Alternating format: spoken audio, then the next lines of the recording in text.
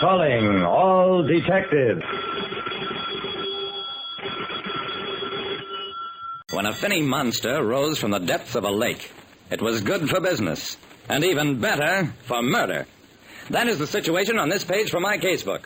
The casebook of Jerry Browning, private detective. In my 10 years as a private detective, I, Jerry Browning, have heard many a fishy story. Hard-muscled Tom Maddox sent our small rowboat gliding over the placid waters of Lake Felicity. Is this the spot, Tom? The boatman nodded. Right here. It's where the thing was first seen. Scientific folks say there's an old volcanic crater under here. The water's so deep here, bottom never has been sounded. I gazed over the edge of the boat, looked down into unplumbed depths. Tom, you don't really believe in the thing, do you? Tom fixed his gaze over my head. No, but I've fished these waters many a year in good weather and bad. And I'll tell you this, Mr. Browning. After a hard storm, I've seen some mighty peculiar things washed up. Fish that live so deep they just bust right open when they come to the surface. Sure, Tom. Fish. They're one thing. And 40-foot-long monsters are quite another thing. Tom nodded. Then, as though reciting a lesson, folks that seen it say this monster is 45 feet long. His neck is 8 feet out of the water. Tail like a snake. Head like one of them Denny sour pictures. He's got fins on his tail and hair like a horse's mane almost down his neck. His mouth is 1.5 feet long, and he's got a double set of teeth longer than a man's finger. That's a pretty detailed description, Tom, considering that you've never seen the thing. Tom looked at me soberly. Mr. Browning, what I did see was the marks on Perry Longman's body when they pulled it out of the lake. And them marks could only have been made by the kind of teeth I just described. If you're fixing to catch the thing, you took on a big job. On Lake Felicity, a 45-foot-long monster was supposed to have pulled a man from a rowboat and killed him. Main Street, the only street in a little town named for Lake Felicity, was about 1/4 mile long, and at 9 o'clock at night it was almost as jammed as New York's Times Square on New Year's Eve.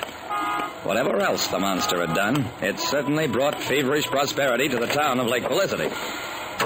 I walked into a store. That was Lake Felicity's Information Bureau, hastily opened by the town council as a central clearinghouse for people in search of a place to sleep. Take a number, folks. Please take a number and get waited on in turn. If you're Mr. Wilson, I'd like to talk to you in private, please. Impossible. Take a number. Look, I'm Jerry Browning, the private detective hired by Perry Longman's family.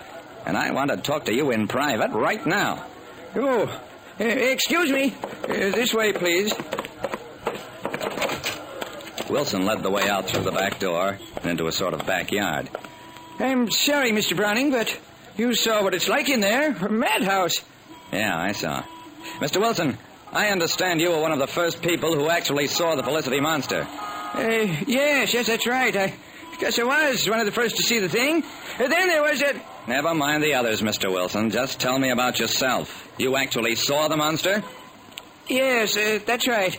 I was out for lobster a few nights after the thing was first seen, and I saw it about half a mile away. How could you see it in the dark? Why, it had a phosphorescent glow. A terrible sight, and it... Never mind the description. I've heard it before. Mr. Wilson, will you get up in court and testify that you saw the monster? Yes, if I have to.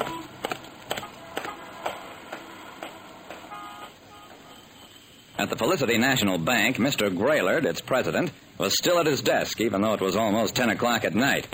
See the monster? Of course I saw it, Mr. Browning. Of course I did. Now, if you'll excuse me, very busy. Have 100 loan applications here from local businessman. Just a second, Mr. Graylord. I'm not finished. Graylord fixed me with cold eyes. I have nothing further to say to you. Okay. But just remember this. Perry Longman went out on the lake in a rowboat, and he was murdered. And you, William Graylord, president of the First National Bank, trustee of the school board, you are going to stand up in court and say that Perry Longman was murdered by a monster that lives at the bottom of Lake Felicity. Graylord dropped his gaze. Mr. Browning, you put me in a dreadful position. There'll be reporters and cameramen from every news service in the country. I'll make sure of that. Now, once more, Mr. Graylord. Did you or did you not actually see the Lake Felicity monster? No, I didn't.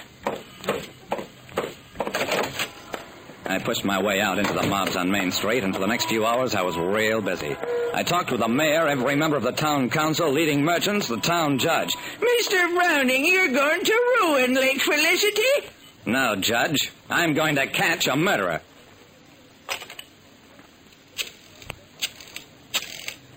Later that night, I talked long distance with the family of the murdered man.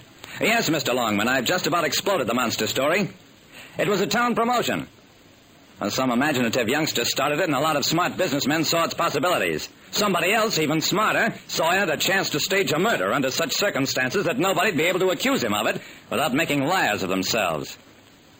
What? Oh, no, sir, but I've got a pretty good idea. Now, just tell me one thing. How much money did your son have with him when he started on this vacation at Lake Felicity? 500? You've just given me 500 reasons for his murder. Yes, sir, you'll hear from me very soon. Early the next morning, I was out on Lake Felicity again. Looks like a storm might be brewing, Mr. Browning. If it does, we might get to see the thing. Tom, you really believe in the monster, don't you? Sometimes I do, sometimes I don't. Tom, I'll tell you a secret.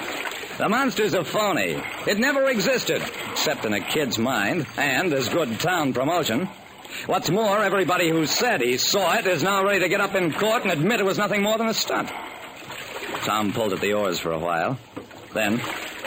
They'll look awful silly saying that, Mr. Browning. I smiled. They certainly will. But that's better than committing perjury in open court. Tom, Perry Longman rented one of your cabins. He went fishing with you. And you and he were seen drinking together more than once. $500 is a lot of money, Tom. And remember, there is no Felicity monster. I was watching him closely, so that when he suddenly stood up... Oh, Tom, you won't jump out of the boat. You're coming back with me. And you'll stand trial and you'll go to the chair for the murdering monster you are. That was all for Tom Maddock, who'd killed a man for his $500.